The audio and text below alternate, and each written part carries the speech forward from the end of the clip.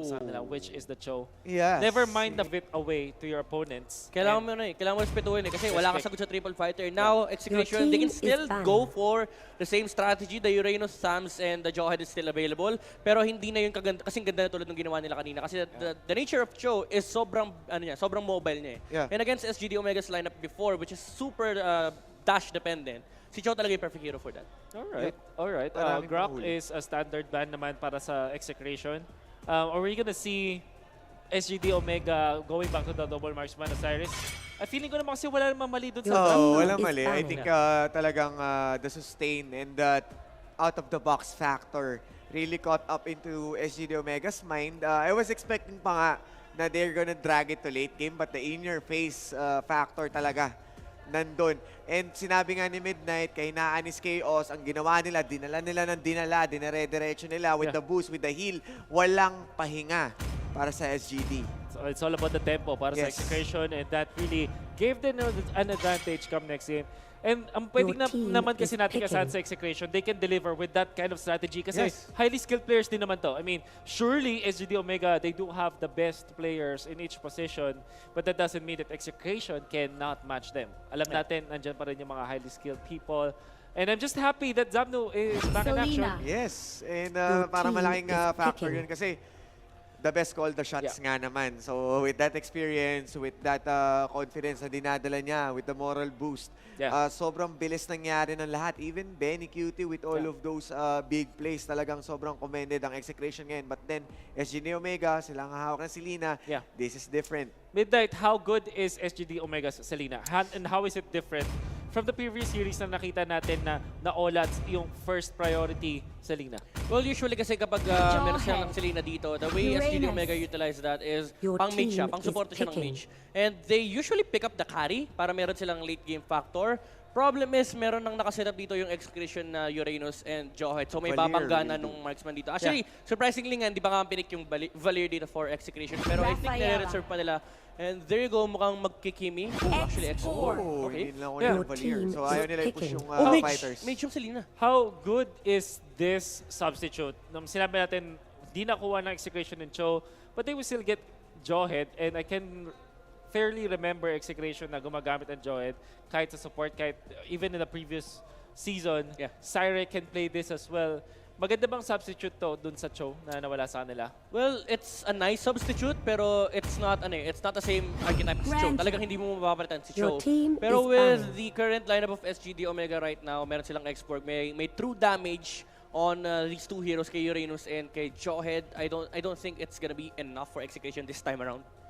How about yung Rafaela export? Do we like this mula sa SGD Omega, Saris? Okay naman siya in terms of SGD Omega since kailangan, I think gusto nila i-match yung shields and sustain na meron ng Uranus and Jawhead. So prolonged team fight, they kind of need that, especially pag nawala yung Firago Your armor ni team is export, dun banning. siya mawawalan gaano ng capability. So it adds up to the sustain, and I'm really loving the ban ng Omega dito. Very specific na ban laban sa Execration. Well, we know naman na if you're a team na gusto mag-late game, you don't want to be facing up against that specific hero. And knowing Your SGD team Omega, is hindi sila picking. takot na target. mag-late game. This should be a Kimi for Execution. Kung gusto nila banggain yung timing ng SGD Omega, there's no Kimi potential anymore. Pero sa kanila, sobrang ganda ng Kimi. I think what they lack right now is possibly the Nana. So baka mauna yun bago mag-Kimi. Yep, pero talagang gusto nilang i-target si Toshi this time sa draft. Removing the carry Your and team is Execration. picking. We'll show you how well. Papakita na Execration. Okay, sige, Basha nag-Rafaela works. kayo. Kami talaga marunong mag-counter niyan. Ganito kasi, mag-back siya. Mind you, laban pinik sa nila yung Rafaela. pinik nila yung Basha into the X-Borg, which is unnatural kasi counter si X-Borg kay Basha. Zask. They did consider, okay, Lolita. Yes, And that's good. Zask. I think mas okay. But Yeah, then, first Bruno is there. At Bang din. sino ang mas malupo? Ah. Sino ang mas Your team is matinding picking. marksman? Ito ba o yung kanina? feeling ko ito eh. Feeling ko yung kanina kasi mas malakas magsilina yun Ito kasi, ito yata wala masyadong farm. Oo, hindi nag-confirm yan eh. Parang ito ito yata kulang eh. Palaban, no? Palaban. Parang Lagi kulang nasa eh. harap ng araw, Parang diba? ito yung nabaog na marksman eh. Parang ganun eh. Parang Medyo tagutom, kinulak nagaw. ko. Nagawan ng mga payat eh. Nagawan ng mga buff. Tsaka ano, kailangan dalawa pa para tumama. Yung kanina isa lang eh. Ito, Granger. Okay. Anyway, getting aside, let's go back. This is Lunox for Execration. I guess one of the signature heroes of Hate back then, before. I'm not exactly sure kung saan mapupunta ang ating Granger, knowing that Zapno will be playing the Uranus. So we don't exactly know how. Ang napansin ko dito sa side ng Execration, by the way, big shoutout to Coach Ducky. Napansin ko sa Execration dito, parang nag-out of the box tayo sa previous game. What if, let's go back to our runes from game number 2. This is very MPL Standard. Season 3, Season 4 composition. Never one-size-fits-all composition para sa Execration. Do we like this? Sa tingin nyo ba? Sino ang mananalo dito? Maybe I want to go for Execration this time. Bandwagon. Yeah, I'm riding the bandwagon. This Yeah. is Lunox. And nakita natin ang Granger. At feeling ko kasi nakita ko yung dalawang may picture na may baril. Kaya Sige. baka bumalik ako sa Granger. So, I don't know. How about you naman. guys? Ako, gusto kong SGD pa rin, pero iba talaga ang factor ng Execration ngayon. Sama bandwagon, pero maniniwala pa rin ako sa Dragons. Okay. Ako, even though they missed the last pick potential of an Esmeralda for Execration, I still believe na itong lineup to kaya i-overrun yung Selena Mage. So, Okay. Execration. Execration 2-1 this time at isa lang ang pumanig dito sa SGD Omega. Caster's Curse nga ba ang mangyayari? Panelist Curse. We'll see kung may curse din ang mga casters natin na mukhang baril na. Babalik na natin ngayon sa ating mga casters. Please take it away. Kaya hindi kami nipe-predict dito kasi ayaw namin nung sumpa. Maraming salamat panel and kay Manjin kapag nag-away na naman kayo nito, ewan ko na naman, hindi ko na kayo sasaluin. Pag ako talaga naging audience. Pag kami naging audience, Game number 2, babawi ladies and kami. gentlemen. Game number 2 between SGD Omega versus Execration 1-0 in favor of Execration. Let's see if SGD Omega pushes these to a game number 3. On the blue side, ay ang SGD Omega. You got Hazer and Rafaela. Hit on the Lolita. GC for Selena. Toshi for Bruno and Kenji on X-Board. For the side of Execration, it's going to be Zapnu on his Uranus, Benny Cutie on the Lunox, Hate as the Granger, Saire will be playing that Baksha and Chaknu ang magbabato sa Johead. Sa Johead. Sa Johead. So kanina Hindi we witnessed a very calculated at maingat na game number 1. You did discuss kanina pa rin, Butters, na again, yung Rafaela, it allows for that cha-cha approach so pagdating sa mga laban natin. Kumbaga bara-bara dance moves. Bara-bara. Prolonged team fight ganun unless there's an assassin mula sa kabila. Pero ayun, we still have the same hero in the hands of Zapnu. We do understand Boom! First blood, ladies and gentlemen, on Zapnu. May okay pa. Nakasama ngayon dito yung main tank ng Execration. Nice catch there, no? Medyo may konting parang nagkainitan Yes. si Kenji. Pwede naman umalis si Kenji. Pwede umalis si Kenji doon, but he stayed and nasaktan siya. Oo. Hindi na naman hugot yun. Hindi ko alam kung bakit. Pero diretso talaga na naman to. parang may overstaying doon. May overstaying doon, yes.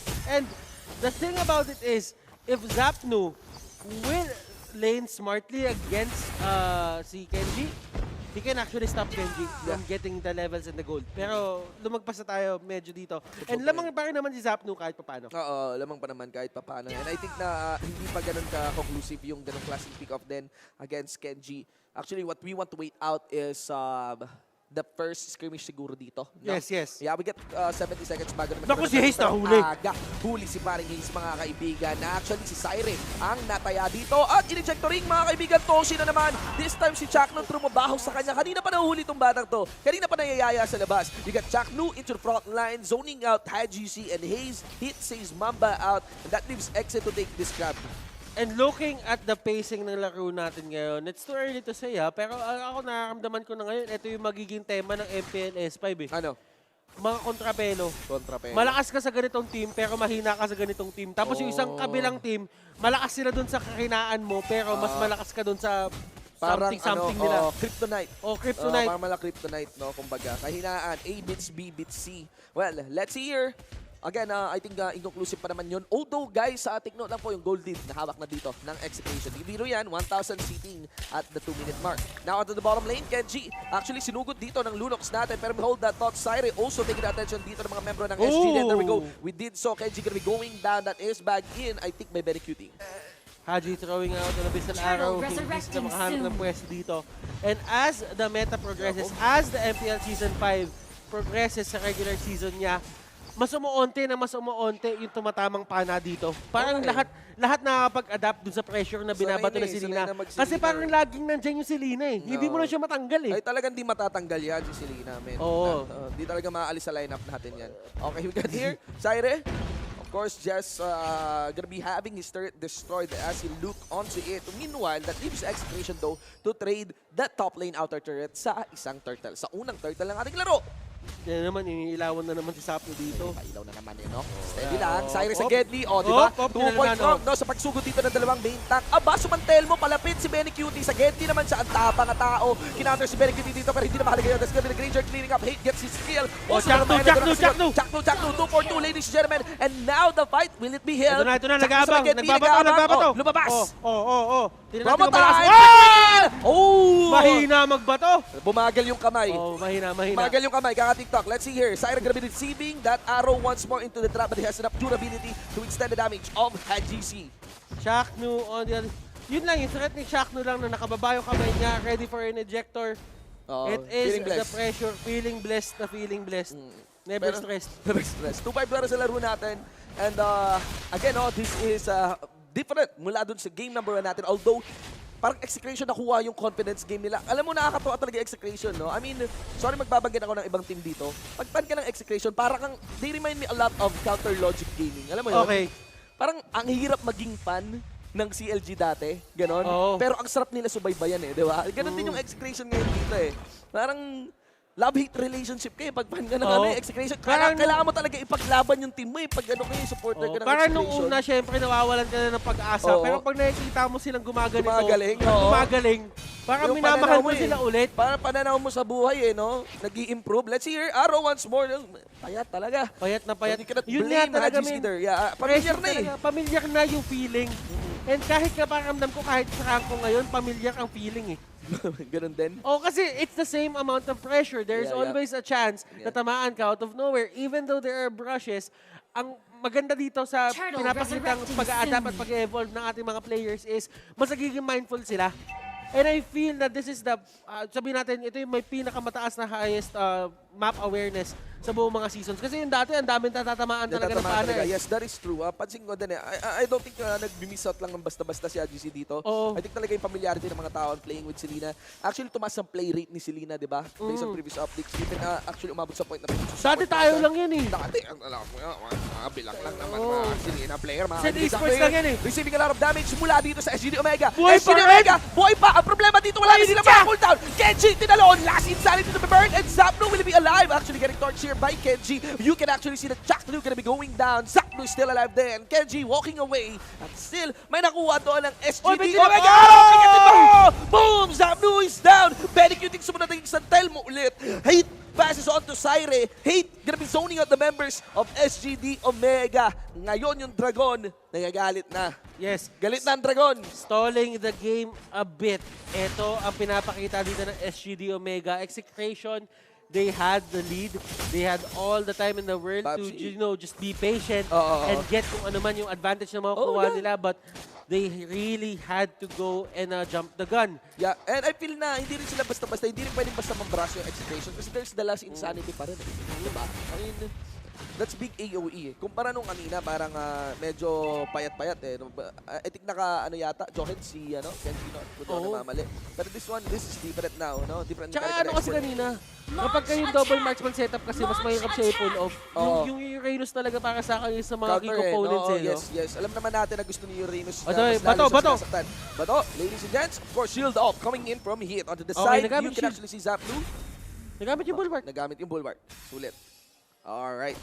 4-5. Steady into this game. Ladies and gentlemen, we are now officially into the mid-game 7-minute mark. 15 seconds bago lumabas ang ating turtle. In position would be the members of Execration. Got scouted though. Yun, tumama na. No? Siren. Wala naman pake. Pag-scout lang eh, diba? Pag-scout lang. Tinulungan sila. Para dito.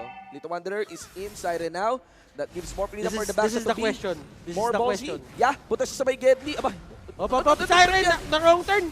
Na wrong turn, pero si Siren hindi dapat tamaan yan kasi nandun, actually ultimate casted on by Hate and Siren. Kita mo yung damage sa kanya. Not gonna be enough. They know nakasama din yung Little Grass dito. Yung Little Wanderer ni Siren. Regeneration is fully up for this back siya. Okay, SGD Omega, when they fight this, remember, the turtle has been nakuha slain by Execration. They have nothing to gain here. Ganda, tignan mo yung Execration kumalma. Malicious din, yeah. Wala, men. Kumbaga, iba na to. This is the metamorphosis Oh, yeah. of the Lords. Yeah, pero inaabangan ko din kasi talaga pag ito, Zapno. SGD Omega nakakuha ng araw, went for the dive, backline kaagad, na maalam si Chakno, hindi. Buhay pa rin mga kaibigan kahit yung World Wave dito ng ating Bruno ay nabitawan na. Kenji Viraga is already down. Naman blast also, not on camera, it doesn't matter though. That's the Baksha going down. Hindi Hakili nila yung Bruno kaya. natin. Chakno stepping in, flickering in, pero alam ni Toshi yan, never again, ladies and gentlemen. He goes for the front line. Of course, yung solo laban. Sabon! Pati rin yung arrow din doon. Triple killing on the Bruno. Make that a quadra killing. Ladies Eto and na! gentlemen, Sipa! Savage me! Wala, Savage me! hindi tatakbo. Hindi habol. Hindi hahabol. Titipi pa? May maniac pero hindi hahabol. May maniac. Tama. May maniac pero hindi habol. Hindi habol. Oh, ito nakita niya. Oh, sabi niya. Roger, Alpha, Eagle 1. Relax, The enemy Eagle is 1. here. The enemy is here. Wala, hindi sabi nila. Okay, Eagle 2, Yung disengage. sinasabi natin, SGD Omega, pag tumayo na yung lumpia niyan, talagang buhay na buhay yan, ladies and gentlemen. Ano tumayong lumpia? Pag ako kumambak, pag nagalit na, pag ready na, pag hataw na, Pwede. game na. Ngayon ko lang nakinig Game na game na tumayo yung lumpia. Mas game na yung SGD Omega. Again, Toshi kanina, he's actually rolling with 2 deaths. Pero Of Bruno course. pa rin yan eh. Diba? Bruno pa rin yan. Diba? Actually, pag sinilip mo yung item niyan, pag sinilip mo yung gold niyan, it can be denied na habul pa rin. Diba? Okay pa rin talaga yung pacing niya sa larong to. Hindi lang tulad niyan. Ako, nabundol ni Siren. Wala Toshi! na flicker out. Toshi, all in. Chakno once more pero walang flicker. Unstoppable for Stall. Yung ejector, di pa rin na-connect. Monster killing and Kenji. Then body blocking numbers and Execration. Double kill for Bruno. You have to give a lot of props dito for SGD Omega, especially yung tanks nila. Si Hayes and si Heath, they really are protecting etong si Toshi. Toshi, yeah, yes. Ang dami na pagkakataon talaga na pwede na mahuli si Toshi dito. Pero kumpara kasi sa Cho eh, di ba? Kumpara sa Cho kanina, Oo. ang hirap julihin eh. Di ba? Si Benny Cutie gumagawa ng trabahong yon. Ngayon, naipasa yung corona kay Chaknu. And nag-check nila si Chaknu. Di ba? And Heptasis will be picked up here by Hate. Holy Crystal ata yung nakuha ni Benny Q team, not so sure. Hindi ko masyado nakita. Oracle and the Blade Armor, kinuha ni Zapnu and ni Syre respectively. Pre SGD, pre. Feeling ko sa 5v5 baka hataw na yung SGD dito eh. Kasi nababypass nila yung tanks eh. Parang kulang yung crowd control ng tanks dito ng SGD. Masyado Actually, pag kasi binilang paharap. mo Yes? Masyadong paharap. Oo, Kumbaga, tsaka pag binilang mo yung crowd control, parang ang dali talaga makuha. tsaka lahat talaga sila frontliner eh. Kumbaga, Oo. ang laban dito ng Execration Football Team, one for all for one laban. Oo, di may Numinum Blast. Di flat Oo. yung football. Flat yung football. Let's see here, Arrow. Okay, ito na lang. Wave clear is done in by Execration. Now, Execration is taking the defensive approach of this game. And SGD Omega being careful, went for the rotation, actually ushered that Lord. Actually, contest that pala yung, ushered that Lord dun sa may bottom lane side. Cleaner kagad yung mabilis ng Execration. Now, mula sa defensive side, hindi gumagana yung siege, pabilisan ng rotation. Nakuha naman ng SGD Omega, nasulit nila yung Lord sa may bandang baba, kinuha nila yung top lane inner. How will Execration defend this? That is the question. SGD Omega, they found their rhythm. Syra dito, getting caught out. Chakno dito, nagkamali ng tinalon. Benny QTN, nandun sa may pinakalikod. Zapno Haji dito, siya. trying to go for Haji Z. And Toshi, Dominion Blast! Naku, tol! Toshi, balang-bala, mga kaibigan! Double kill na naman! Wala nang nakakahuli sa batang to! Zapno, takbo! Loads! Mga kaibigan, yun na yung corner na yan, Loads, ladies like and and share, gentlemen. loads. Like and share, pero it doesn't matter. Loads. He's just buying time. Of course, there should be enough firepower from SGD Omega as they will be taking Sipa! Boom! Toshi, ladies and gentlemen! And that's a skill that Bruno Wipeout is delivered against Execration dito. I think this is it. I think we have a game number 3. We're just waiting out for the minion mains to come in. And that's how it is. Umaahon pa rin ang dragon. Mga kaibigan against Execration as SGD takes this game number 2. Hindi soccer, hindi football ang laro ng Bruno ni Toshi doon. Sepak takraw. Winasak ang muka nung lahat. And what a way Highlights to yun. end that game. Highlights yun. Highlights yun. Isipin mo si Saire, humarap ng humarap. Ayun, pinagsisipa. Pinagsisipa ni Bruno. And that's a game na lamang ang Execration sa simula. They went in really confident. That's a game na kung saan si Toshi naranasan ma-0-2. Diba? Ibang klase. Oo. Ibang klase. Ganda.